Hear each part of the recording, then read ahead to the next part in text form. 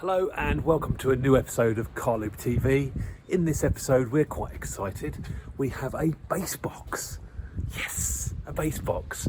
I fitted my Eon head unit last week and the plan always was to have some kind of a subwoofer in the car as well. I've brought out of retirement my old Rickford Fosgate amp from probably about 20 years ago. Very excited. We're going to have a bit of a thump in the car and I'll show you the process of running all the wires from the battery all the way to the back of the car, obviously from the stereo to the back of the car, and then at the end we'll have a bit of bass. Who's excited?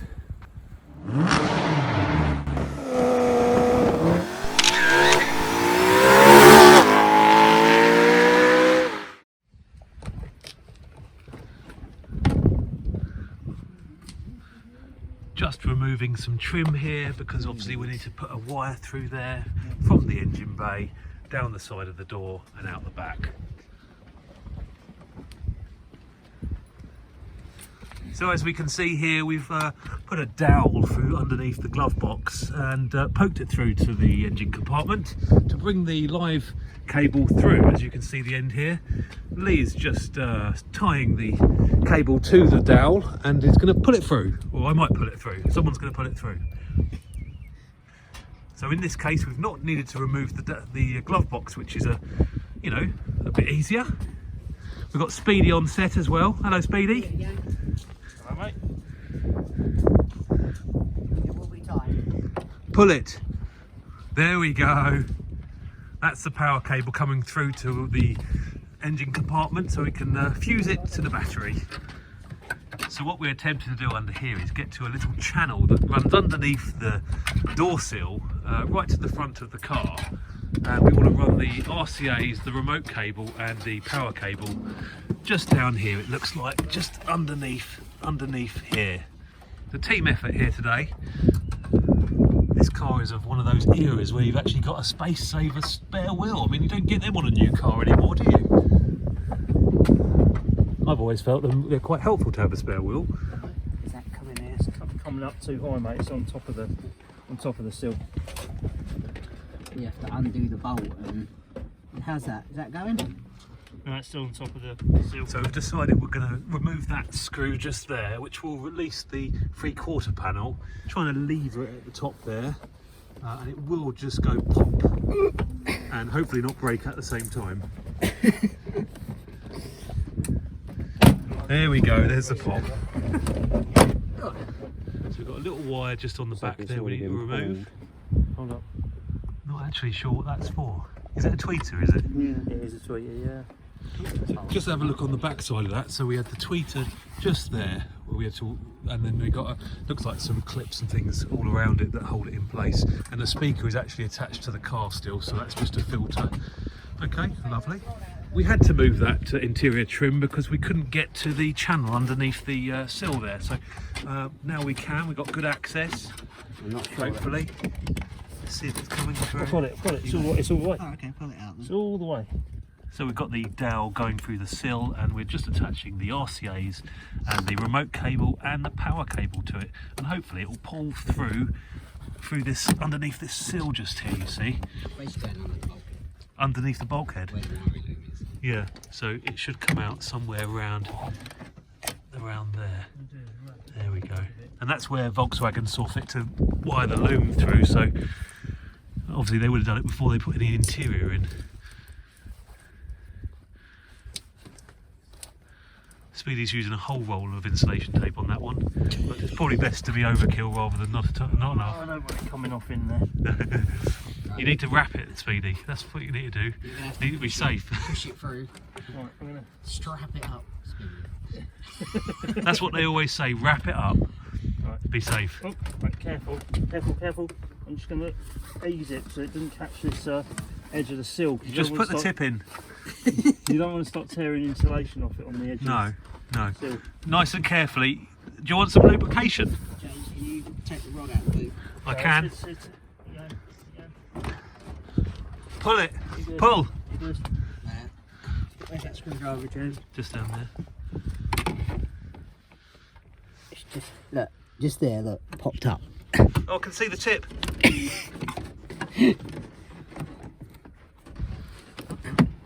boy. Just pulling the cable through. Easy. Lee's in the back there, smile for the camera there, mate. Yeah, good.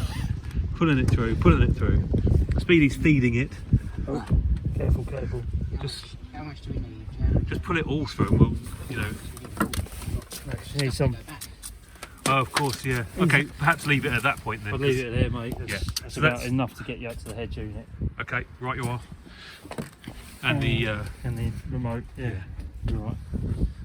I did note on the back of the stereo. We fitted this stereo last week, guys, as you probably saw. The video link is at the top now if you want to watch that one. But I did note that there was a remote label on one of the wires. So after fighting with the interior panel to put it back on for a little bit, almost beat us. We've got the interior panel back on in there now. Lee's just put the last screws in there. We've got the cable coming out the back here for the amplifier and the subwoofer. And we're just putting in that last screw there. And we've also got the sill down the side here. The wiring is going underneath the channel, underneath this sill, and we've got enough there going to the to the head unit, and obviously the power cable going out to the bonnet.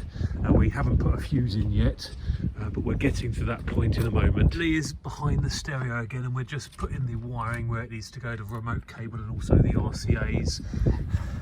And also, it's very cold and windy. To ground out, we've used the back of the seat bolt there. That was fun, but that's on there now, so that's it. Round the front, we've got the power cable just about to be attached to the battery. Lee there doing a bit more soldering. There we go, smells nice. And we are losing light. Speedy's working on some soldering, I understand. We're all at work, we're all busy. Well, less so me, but you know, the other two are. Just finishing the wiring up. We've got the amp mounted on the back of the sub box, and Lee is now wiring up the light inside the box. Huh? I think I might have picked up the only one of them.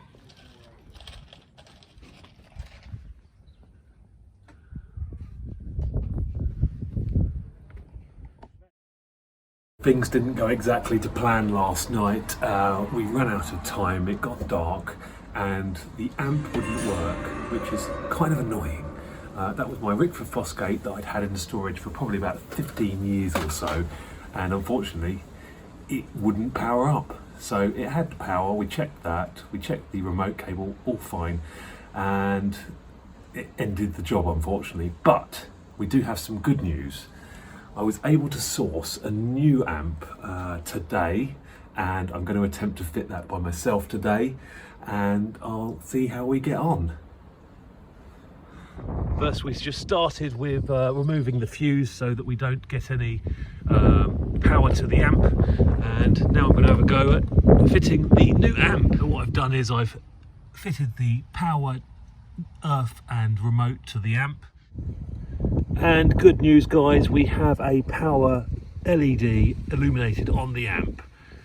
So I'm going to continue on now and wire up the speakers. We have success. I have faith.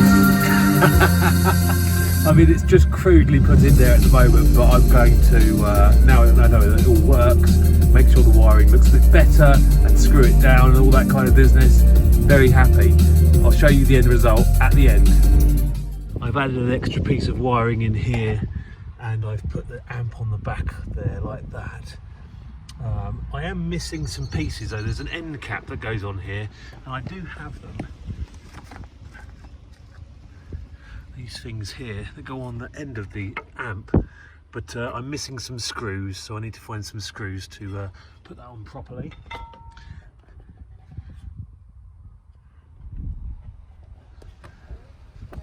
And I'm happy with that.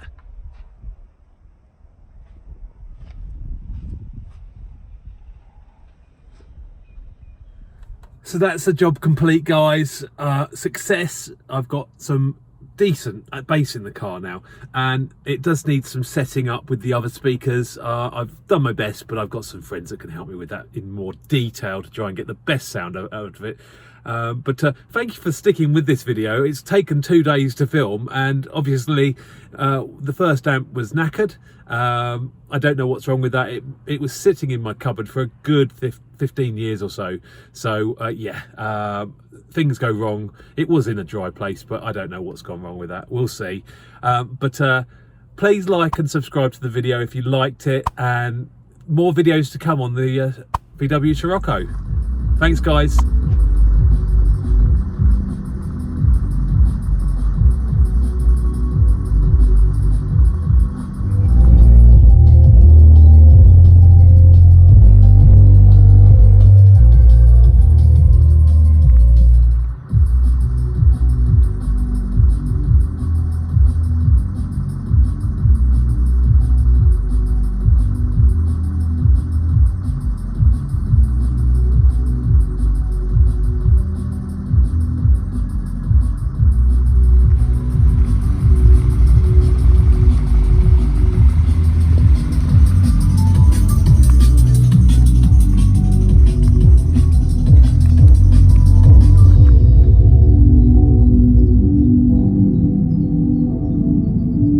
In this episode, we're going to be upgrading these horrible yellow headlights, which in my opinion, by today's standards, are just dangerously inadequate, casting a light. Now it's time to get back out on track. Let's enjoy a couple of hot laps.